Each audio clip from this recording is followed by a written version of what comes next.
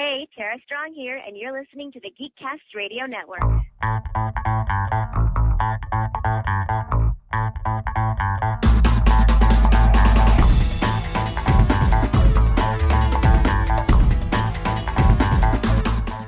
Hello and welcome to episode 207 of the Cinema Geeks. I am one of your Cinema Geeks Optimus Solo, and joining me, as usual, is the Comic Concierge. Dan, how are you doing? Good. How about yourself? Doing wonderful. Ready to tackle some more Alfred Hitchcock as we are getting our way through this Alfred Hitchcock retrospective. We're on our third film now, so I feel like we're just like getting into the weeds now. Like first couple out of the way, 3 out of 10, like we're in it now. So what were your thoughts for everybody that's not I'm gonna edit that out. So the third film that we are covering, as we mentioned in our last episode, is going to be the 1948 American psychological crime thriller Rope. So Dan, what was your experience? I know you said it on last episode, but those that didn't tune into that one, what's your experience with Rope before you watched it this time? So this was my first time watching this. I thought maybe I've seen it before, but going through it, I clearly have not, because I didn't remember anything. So it was a brand new watch for me. It's my first time watch as well. This is based on a 1929 play of the same title, which is possibly inspired by real life events. This is starring the likes of Jimmy Stewart, John Dahl, Farley Granger, Joan Chandler, Douglas Dick, and a few other people. Jimmy Stewart's obviously probably one of the main stars that people will recognize from this one. And this is kind of a noir type film here where we get introduced to an act right off the bat, and then the rest of it is somewhat supposed to be, I guess, suspenseful as to how the rest of the events are going to transpire. It's also known for its experimental techniques, I guess, from a filming standpoint. It's supposedly, I guess, as best they can to try to be done in real time. So the amount of time that you spend with them on the movie is about pretty close to the amount of time that is actually taking place over the course of the movie. And then there's also the fact that it's supposedly like, I think it's 10, but they say it's kind of like 4 long sequences where you're following the camera around the rooms and things of that nature. So it's got some techniques that had never been done before on this type of stage. So what was your first impression of Rope after seeing it?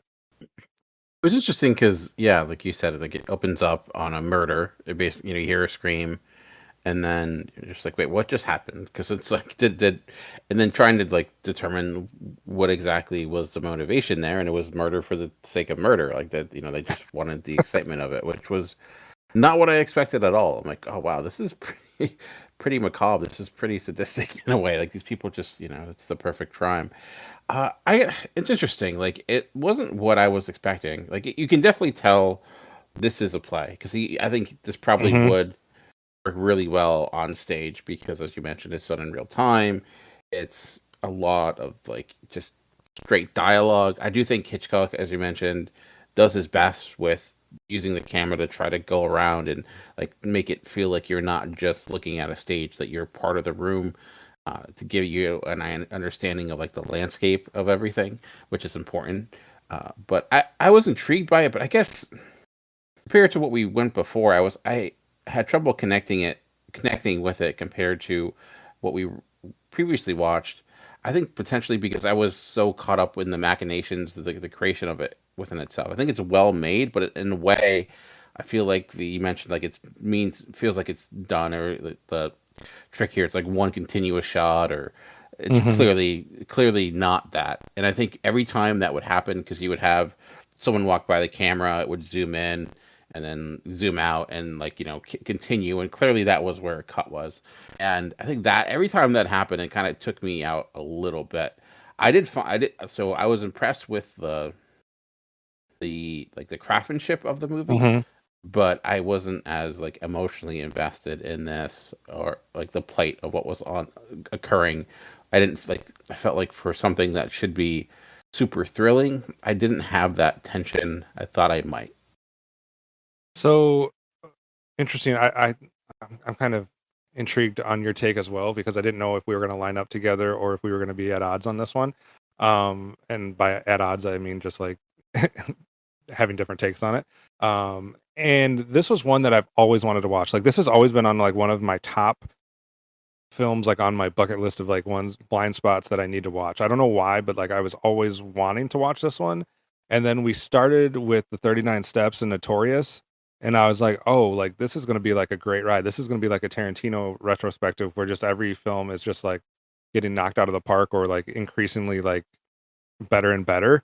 And so like perhaps I got my anticipation too high or my hopes too high, or I don't know what it was, but this film did not work for me. In a lot of ways, I guess. I do agree with you that it does 100% come off as something that was based on a play. Like if you ever go to the live theater and you're seeing anything in like the murder mystery slash suspense genre, it plays just like this. It seems like you can see this type of thing where we're all in like the same room or like couple rooms where it's a very limited cast, all that kind of stuff. Like you can definitely tell you're dealing with that type of thing. And I do think, I guess there is some props to give, because I guess they had like a lot of the walls and different things were like on rolling structures, so that as they moved from one room to another, they could pull back a wall so the cameras could get through with no interruption, and then the camera would go back and the wall would come back. So there was a lot of stuff going on from that. And I guess, from what I was reading is from like the actor standpoint, there was a lot of choreography that had to happen to make this all work. Whether it be avoiding stepping on cords or, like I said, walls changing places and you got to be aware of that, or trying to make sure sense stuff is moving back and forth, that when the camera's coming back, that it's all how it was before. And I don't know if that like somehow translates into the performances or it just translates into the overall effect of the movie. But I feel like it took, for me, like you're saying, it took me out of the movie time and time again, to where I just wasn't invested. Like what I really was not anticipating and enjoyed on the 39 Steps and Notorious was that they both had me from go. Like they hooked me like within the first, say, 5, maybe 10 minutes. Like I think the first 5 minutes of both of those films, I was like, I'm ready for this. Like I'm into this. I'm watching the whole thing. And this one definitely did not do that.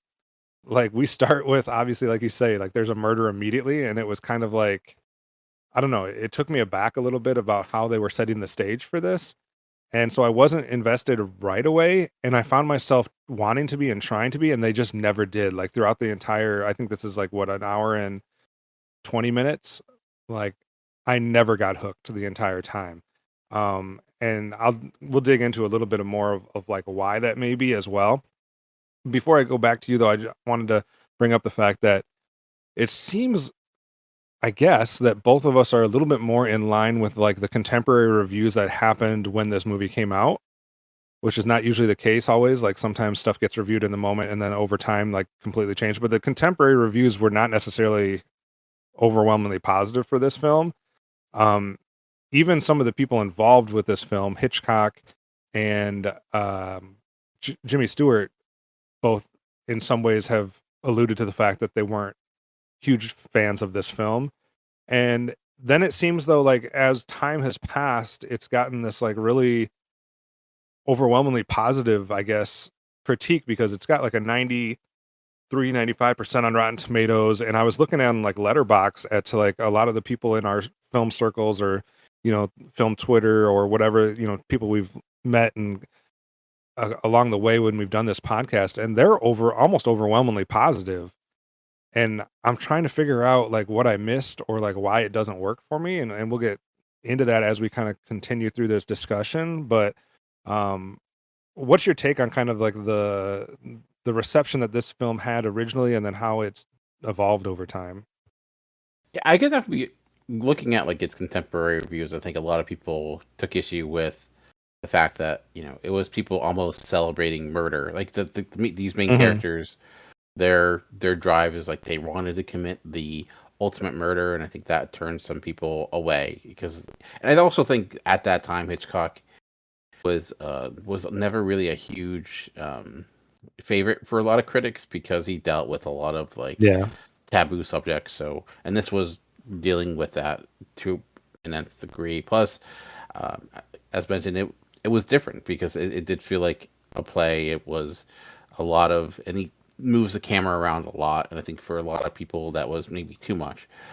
I think on a technical level, like I said, it's well made, and it's even like the map they use for like, because it's like an apartment, and you Hmm. see the background of New York City, or I believe it's New York City, like in the use of lighting, especially near like the climax of the film, all great. I think that like that's all well done. So, and I think that probably is something that a lot of people appreciate, and I do, like, I appreciate that aspect of it. I guess like for me, it just, I struggled with, like you said, connecting with anything that was here. I it was this obviously cat and mouse game which they call out, and Hmm. I guess I didn't really care if the mouse caught the cat, because it's That's like what my I problem was. yeah.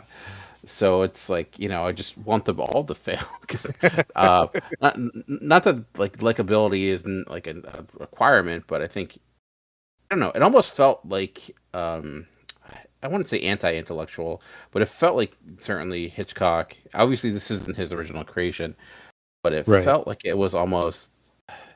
It didn't seem like a critique of that like those intellectual, those college circles, those type of individuals who have this kind of high and mighty type of aura about them, and Hmm. but in reality, like they lack kind of the basic morality of humanity, because they don't see people as equals, kind of showing the dichotomy of that. I think, again, like those pieces I did, it just like, I don't know, I just, like you said, it's only 120 minutes, it doesn't waste any time, but at the end of the day, I was just like, I don't know what I'm supposed to, beyond just the watching it all take Technical. place.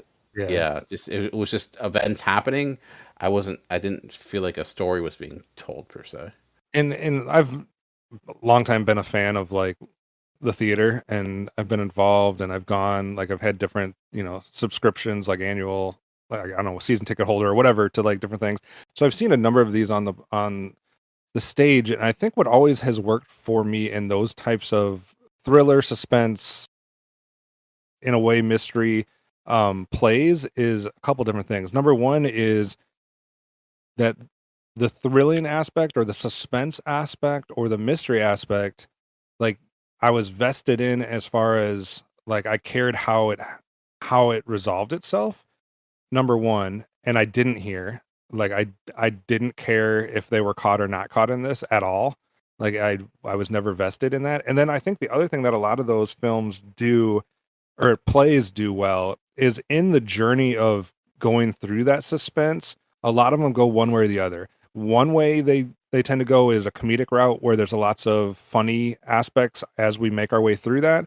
And the other side of that coin is they have these intellectual or thought-provoking, provocative conversations, discussions that make you think with clever dialogue, clever thought processes, and things like that. And for me, this film did neither of those things.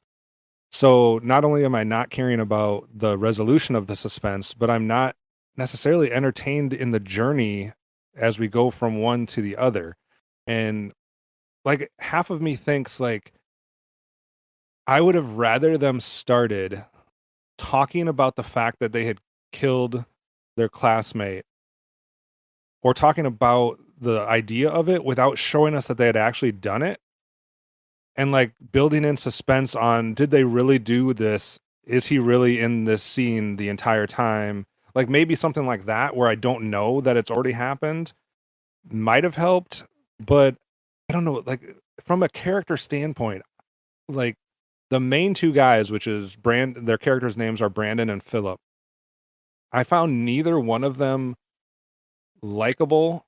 I didn't find either one of them somebody that drew me in, that I cared about. Like, obviously, Brandon comes across as he's supposed to. I get it, but he comes across as kind of a despicable human being, right?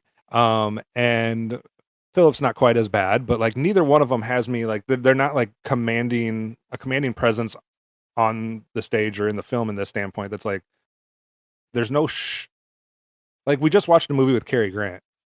Like they don't have that. You know what I mean? And I'm not saying that it was intended for them to have that. Obviously, they have Jimmy Stewart playing a different character, and that's kind of where they were going for that. But like these other films that we talked about, 39 Steps, Notorious, like there was a lot of side characters, especially in 39 Steps, a lot of side characters that I cared about or that were entertaining or funny or that I enjoyed. I don't care about the dad in this one. I don't care about the sister-in-law, which to me is just weird that that's the other person involved in here. And I didn't care about this foursome of classmates. Like the Janet character somewhat works for me. Like I found her intriguing, and the fact that she's dated a couple of these guys and she comes across a little bit more magnetic, a little bit more interesting, at least to me. And maybe Mrs. Wilson, who I guess is a maid. I don't know if it's 100% defined, but she's basically taking care of the house and fixing the dinner and stuff like that. Like those two females, I think, did more for me than any of the other characters in this film. Did any of the characters really work for you? I'll say I did like the performance of like the of my goodness, I can't think of Brandon or Philip?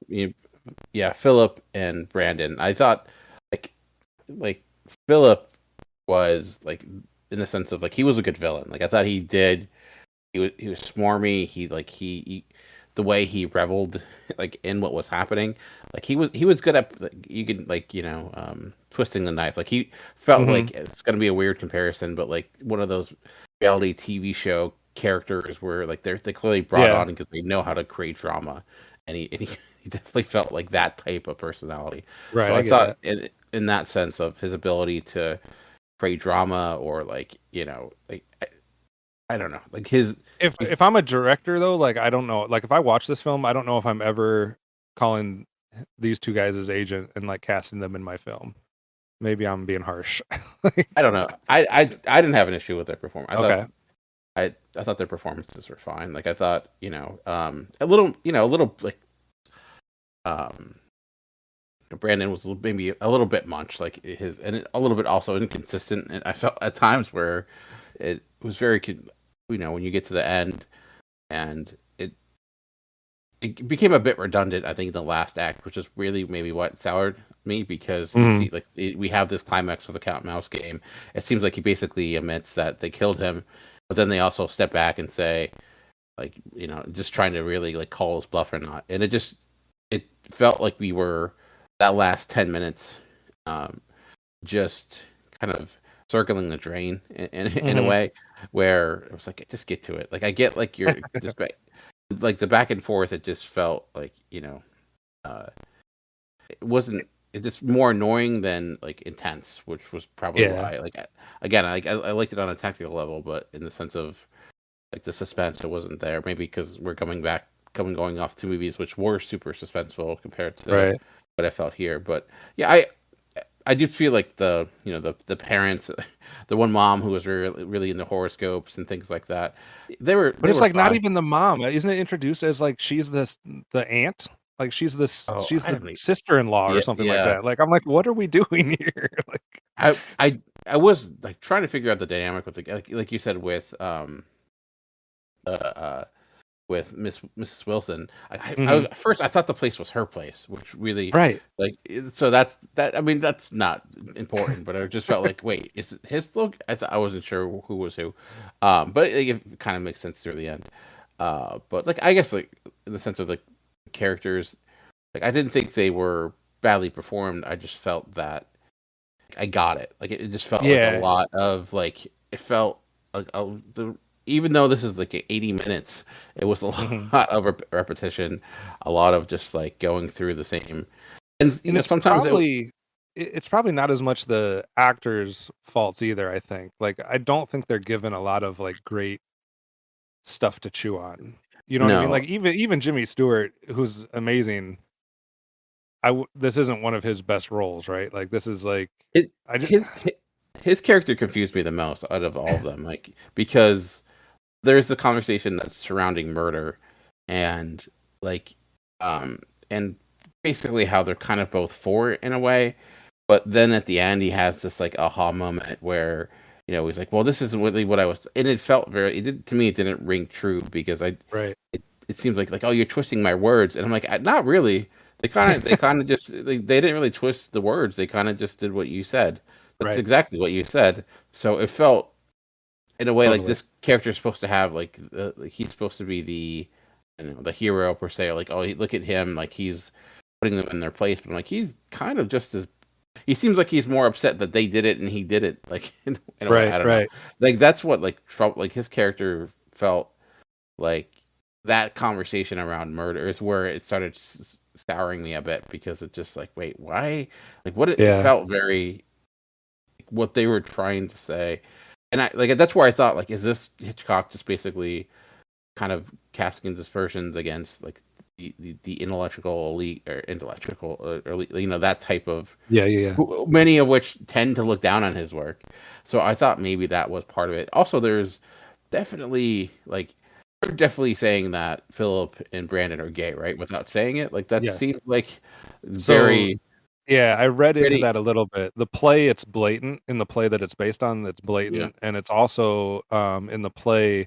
Jimmy Stewart's character is older and has had a relationship with one of the boys at some yeah, point. Like, and it's definitely much more like out there. I think they were because this is 1948. I think they were not yeah. They not couldn't. saying it, but they're not saying it. It's You certainly know what I mean? coded. It's certainly Yeah. coded that way because just in the performance, like they're going on vacation. It definitely felt as close as you can get to for that time. Which also Yeah. kind of just maybe soured me a bit because it's almost like, is this what you're saying? Like people, gay people are like, I don't know. Like I don't know if that's taking Right. it too far, but it felt, I don't know. That might be And not. I also yeah, I also feel like they had opportunities there, like because there's so much dialogue. Like as you brought up like this whole conversation about murder, and like I was when that starts, like that whole sequence starts, I'm like, oh, we're about to get some of this like more clever, provocative, like a conversation where at first you think you're going to be like easily on one side, and like through the conversation you're starting to see like both sides type like that type of like discourse where you're like, oh, wait a second, like he makes a couple good points, but like it didn't do that. It was just like it's good to murder folks, and I'm like, I can't go there. I'm sorry. Like I Yeah, don't know. Like that was a little tough for me as well. it's a movie that's built on dialogue. That's where Hmm. you're all in one room. It's all about conversation, and I think in order to do that, you need to have really strong, Yeah. captivating conversation and performances behind it. And I thought like we didn't really like the performances. Like I said, weren't bad. I thought at times they had moments, but nothing nothing about any of the characters here I felt super compelled by, Yeah. or like like any dialogue sequences where I felt were even like when we got to the where we're eventually getting to like this cat and mouse game. I didn't feel like there was much of a cat and mouse game. It was just like, oh, he found the hat, and like Right. that kind of clued him in, and like you see the gears, the little clues adding up. But I thought even the middle section for the majority of that dinner, I felt like it should have been more suspenseful than it was. Like I didn't Right. ever feel any sense of danger or any sense of like they're close to like, oh, there's a body in the room, and It maybe should be because yeah, it should be built in right there. Like I don't yeah. So it just I get maybe like you said, maybe it was just because I've heard like you have heard so much great things, people loving this movie, and which is great. I mean, maybe if I saw it again, I would enjoy yeah. it more. I don't know. And like I said, I think technically, like the ability to use location and the construction of that location, all great. But I, I just felt like I could tell this was all. I didn't feel like the one long shot did movies any favor. And like I mentioned, the big thing is like every time where it was, we saw that break in action when it was clearly like ending one shot and going to the next. Every Hmm. time that happened, any tension that was being built kind of just got deflated because it just reminded me of watching a movie, and it became aware of the filmmaking, which I think is, to me, like for a one shot, or it shouldn't take you out of it. And Right. again, it's just my experience with it, it did. So that was more my bigger issue than necessarily the performances. When you have a film that starts off with a murder that we see on screen, and then you have two guys that are going to be as bold and audacious to like put the body in a piece of furniture and then have a party with a bunch of people around it, and I'm more fascinated or interested in figuring out like the dynamics between Janet and the guys that she's involved with, like that's problematic. Like when I Yeah. stop immediately caring about the main crux of this film, like I don't know, like it doesn't seem like it's doing it a good thing. But yeah, like I don't know, it just did not work for Yeah. me overall, And especially as it went towards the end. if you compare this like to Lifeboat, which is another Hitchcock film all taking place, on a lifeboat, I love that. Like that's a movie I do love. And this is And right I up my get alley. Like this is the type of film I like. Like I like a limited cast. I like very limited set, like one yeah. location, two locations, something like that. Like a movie built around dialogue. Like all of these things check all my boxes, and I don't Yeah. know. I feel like it makes me want to like let's add Lifeboat to it and compare it because I'd be interested to Yeah, see if that works better for you. Because I it's been actually checked Letterboxd like when did I watch Lifeboat last? It was 10 years ago. It was 11 years ago. But when I watched it 11 years ago, I loved it. So yeah, yeah, so again I think maybe it was perhaps building up too much. But like I yep. I didn't hate the movie. I didn't walk away like angry or like thinking it No, was no. like it was just the power of expectations. It just wasn't to me Yeah, compared to what it was we've more of a head gotten. scratcher. It was It wasn't something that got you angry. It's more of like a head scratcher. Like what did everybody yeah else see that I missed type thing. yeah. It's like I would wish I enjoyed it more. That was like a thing. It was more disappointing because it's like I wanted Yeah. to like this more and I didn't. And it's especially with a suspense film. It's hard to go back and then watch it again because if it didn't work for the first time, I don't see the suspense probably won't come the second time. So Right. A couple interesting things as well. Well, before I get to that, I do find it interesting that as meticulous as they're clearly trying to be about the choreography, about who's standing where, about where the furniture needs to be, and this, that, and the other, there was just like some blatant, and I know this isn't like big, this is more nitpicky stuff, but there's like some blatant things that you notice as you're watching that's like, did nobody pick up on the fact that, for example, the guy breaks a glass on his hand, is bleeding all over the place, and like seconds later his hand has no sign of a scratch, no bandage, no anything, and yeah, they that do a close-up of his hands. okay. I thought I was confused by that. I'm like, oh, maybe he didn't scratch it that bad. I was a little confused. I'm like, wait, he has his hand, and then that was a little bit confusing because it was like Yeah, I thought that was gonna be coming into play more. Like it's like, oh, he got he got bled someplace, but it just is one of those things where you cut yourself with glass, and especially in the right. hand, it doesn't it takes a while. But yeah, that was a little weird. It was like, okay, I'm fine now.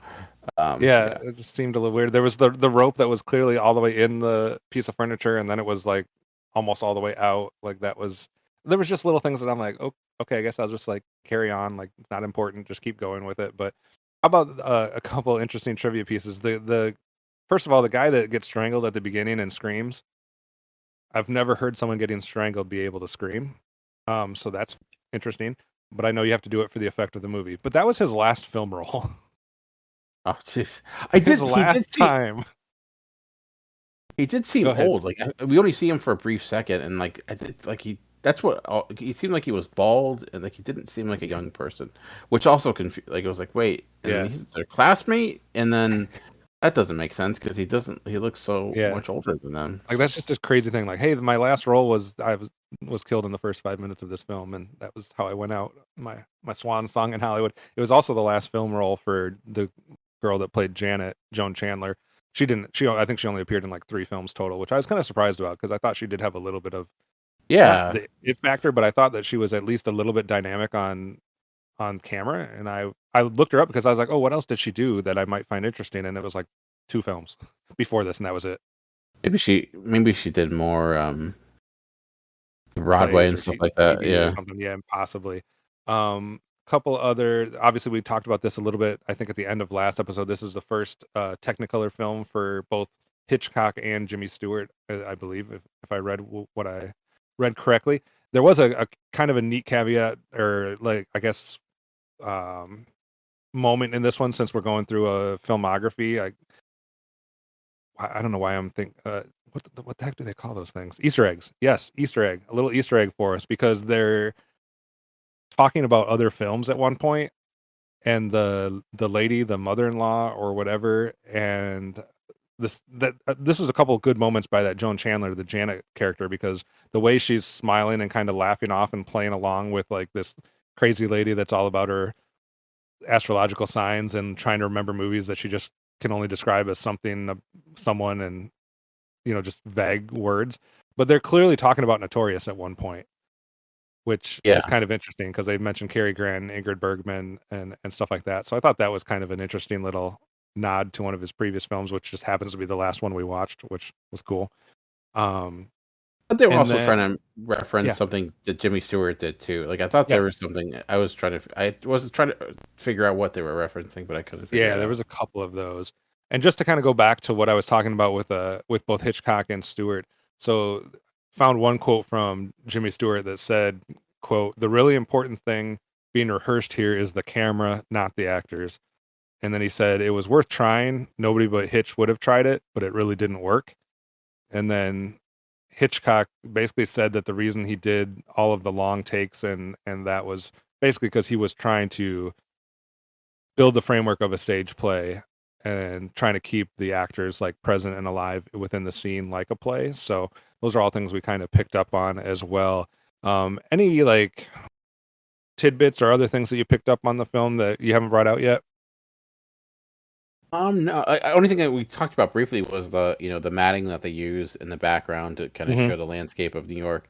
I loved how it was clearly like a painting, but they also clearly had like vents or something like that, like to like show where it's like smoke was Smoke, coming off of yeah. it and stuff like that, and how it also when it would became night and it would change over, like that piece. I thought like those things were I thought were really quite I think I clever. read that it was the largest backdrop ever used in a film or something. There was something about that backdrop. Like there was something significant about like the size or the complexity or something about that. I think I think I saw that somewhere on like IMDb on the trivia section.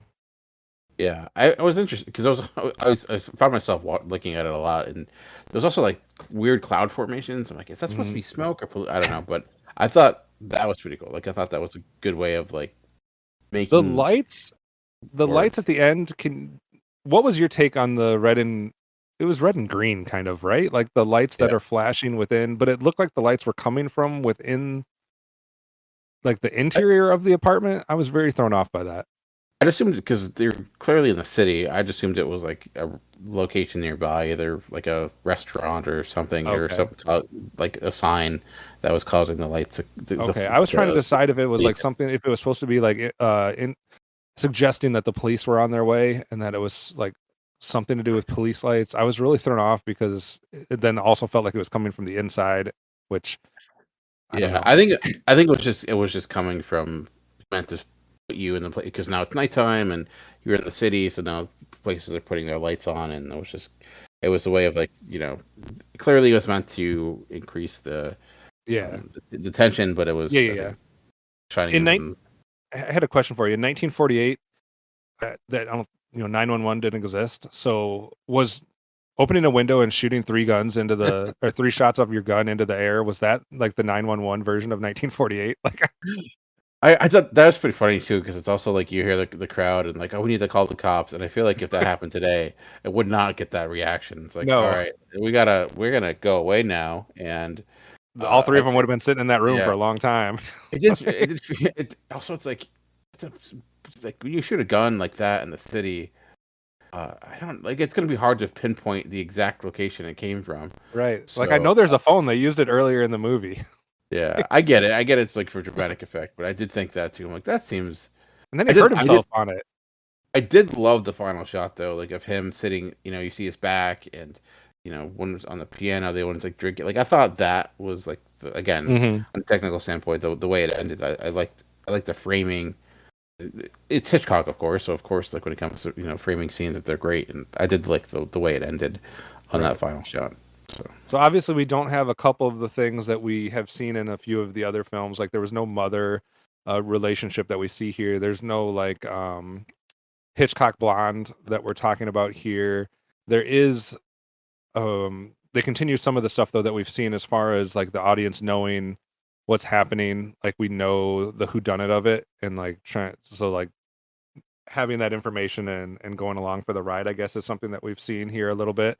Although it wasn't somebody that was like we saw in the 39 Steps, where it's somebody that's not guilty that's trying to get out of it, which I think is more of the Hitchcock theme. So we'll have to see. Like, I don't know if there was a lot of stuff here from a storytelling standpoint that was Hitchcockian. But it was more so the camera work and some of the physical aspects of like the creation of the film. I think that we get a little bit more of his signature on it. Did you pick up on anything else? No, I didn't pick up anything else. So, all right. So I guess a lukewarm response for Rope from 1948 from us, which I wasn't sure. I wasn't sure if you were going to go for this or if you were going to be like me. I was worried that I was going to come on here and be like the negative Nancy. So I think I definitely liked it more than you, but I wasn't as I didn't like it as much as I was hoping I would. So. Gotcha. So next time what we have is we're going to go 3 years into the future for 1951's Strangers on a Train. So I have never seen that one. It's going to be another first time watch for me. Dan has seen this, but about how long ago was it, do you think, Dan? Oh, 13 years ago? I think the letterbox I can see it was 13 years ago. So there we go. So not a first time watch, but a first time in a long time watch. So and also on the backdrop of watching 3 other Hitchcock films. So we're going to see where Strangers on a Train takes us. Dan, how can people keep in touch with you or share some opinions with you online? You can check me out at Comic Concierge. I'm on all social media platforms, Blue Sky, Threads, TikTok. Hopefully going to be start doing more YouTube videos soon, so check that out. Awesome. Comic Concierge on YouTube. You can get a hold of me at Optimus Solo on most of the social media platforms, and you can get directly in contact with the show by searching out Cinema Geeks on the various platforms as well. Or if you want to get in touch with what else is going on the Geekcast Radio Network, you can just search out geekcastradio.com and see all the other geeky things that the network puts out. So that does it for this episode. Tune in next time for another chance to listen to more Cinema Geeks.